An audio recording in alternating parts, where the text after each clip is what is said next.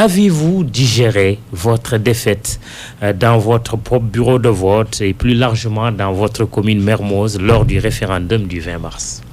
Monsieur Khan, en toute modestie et en toute humilité, pour moi, il n'y a pas eu de défaite. Parce que pour moi, oui, je pense que le camp Le non n'a pas perdu?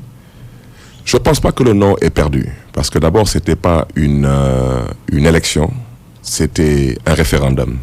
Et je pense que le camp qui a gagné, c'est le camp du mépris et du silence. Parce que quand 65% des Sénégalais s'abstiennent, il y a problème. Et je pense que je ne reviendrai pas sur, bien sûr, tout ce qui a été dit. Bon, ça n'a pas fait quand même 65%, soyons précis. C'est autour de 62%. 62%, ça c'est la version officielle. Ça, c'est la version officielle. Je pense que ce n'est pas ça le débat. Mais ce qui est le plus important, c'est que le camp du mépris et le camp du silence, ce camp a gagné. Ça, il faut le reconnaître.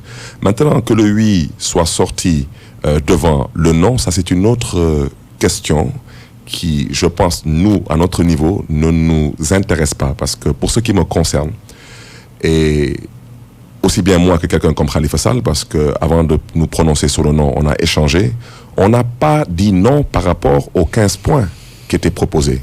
Parce que pour nous, il ne s'agissait pas de la Constitution. Le Sénégal n'a pas de problème de Constitution. Et pour nous, il s'agissait d'abord de problèmes de morale, de problèmes d'éthique, et bien sûr du respect de la parole publique. C'est de ça qu'il s'agissait. Et je rappelle que tout de même, moi, je suis très bien placé pour parler de combat. On s'est battu. Moi qui vous parle, j'ai eu à faire la prison. D'autres jeunes ont sacrifié leur vie pour que la parole publique soit définitivement respectée au Sénégal et qu'on respecte aussi les Sénégalais en général. Et ce que je veux dire par là, le président Macky Sall, on n'a pas dit non par rapport au point. On a dit non parce que le président Macky Sall n'avait jamais pris l'engagement de réduire le mandat du président qui viendrait après lui. Il avait pris l'engagement, et pas avec des juges du Conseil constitutionnel, mais avec le peuple sénégalais, de réduire son mandat s'il était élu. Il avait pris cet engagement en tant que candidat au second tour et en tant que président élu. Et il avait pris cet engagement presque une dizaine de fois. Alors, qu'est-ce qui empêchait le président Macky Sall, sur la réduction de son mandat, de saisir l'Assemblée nationale? Et je rappelle que les juges du Conseil constitutionnel, pour qui j'ai beaucoup de respect, sont tous nommés et non élus, tandis que les députés ne sont pas nommés, ils sont élus et ils représentent le peuple. Et cet engagement avait été pris avec le peuple sénégalais et non des juges du Conseil constitutionnel. C'est une question de principe. Et nous, l'acte qu'on a posé, si c'était à refaire demain, on reposera le même acte. Ceci étant dit, c'est vrai que le président Macky Sall, seul lui, sait pourquoi il s'est empressé d'organiser le référendum, de donner une date et d'aller droit vers son objectif. Mais comme c'est lui qui définit la politique de la nation et il est le président de la République, on préfère ne pas commenter ce qui a pu motiver le président à aller dans cette direction. Est-ce que le fait que le oui ait quand même gagné ne signifie pas que les Sénégalais finalement ne lui ont pas tenu rigueur de cet engagement qu'il avait pris de réduire son mandat de 7 à 5 ans? Monsieur Khan, je vous donne encore mon point de vue. Je peux avoir tort, mais c'est mon point de vue. Je dis que c'est le camp du mépris et du silence qui a gagné. Maintenant, le oui est venu effectivement devant le non, mais je pense que nous sommes au moins tous d'accord que ce référendum était une nécessité, surtout pour la classe politique, parce que nous sommes au moins d'accord aujourd'hui que le fichier électoral, c'est une grosse farce. Nous sommes d'accord qu'il nous faut un organe indépendant qui doit organiser les élections. Je ne parlerai pas du ministre de l'Intérieur, parce que pour moi, le ministre de l'Intérieur, qu'il appartienne à l'APR ou pas, il restera toujours un homme qui sera nommé et non élu, et il sera nommé par le président de la République. Et connaissant le poste stratégique de ministre de l'Intérieur, connaissant la proximité qu'il a avec le président de la République, il restera tout de même un homme qui sympathisera avec l'action présidentielle. Donc pour moi, le combat, ce n'est pas le départ d'Abdoulaye Daouda Diallo. Et je rappelle Vous ne faites pas partie de ces acteurs politiques qui le désavouent? Personnellement, monsieur Khan, je pense que M. Ousmane Ngom était un ministre de l'Intérieur zélé. Permettez-moi. Et je pense qu'on peut dire ce qu'on veut de M. Abdoulaye Daouda Diallo, mais à titre personnel, je ne vois pas ce que je peux lui reprocher. Surtout pas en termes de zèle. Mais je pense que nous devons nous battre pour avoir un fichier électoral irréprochable.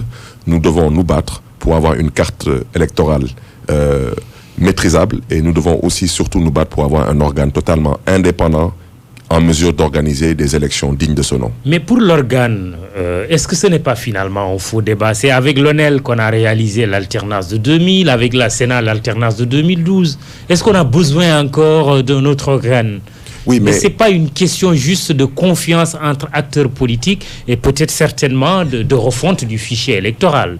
Oui, mais tout cela doit tout de même faire l'objet d'un dialogue, d'une concertation, d'une démarche inclusive.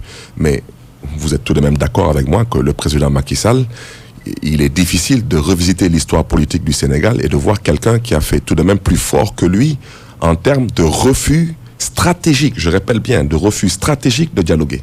Il refuse de dialoguer.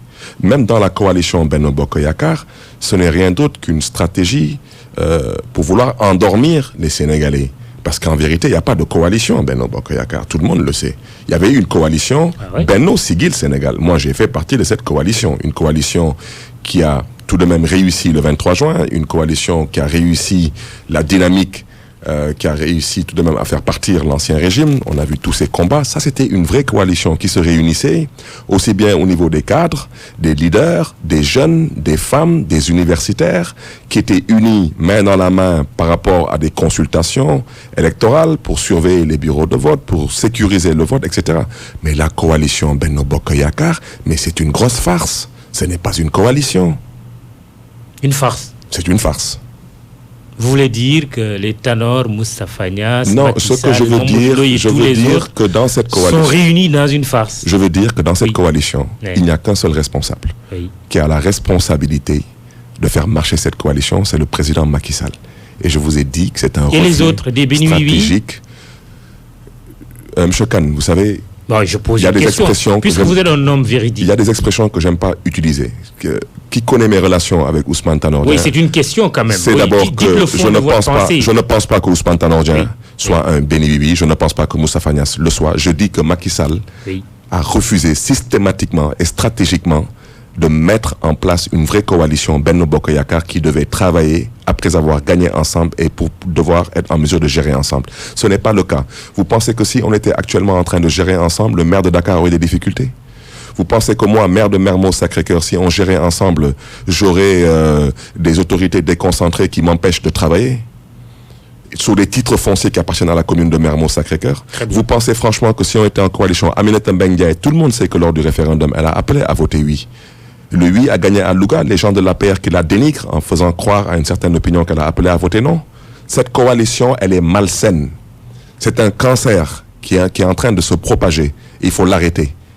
Et cette coalition, cette stratégie qui consiste à vouloir endormir les gens en leur faisant croire que la coalition, elle est là, elle existe et elle sert le Sénégal, cette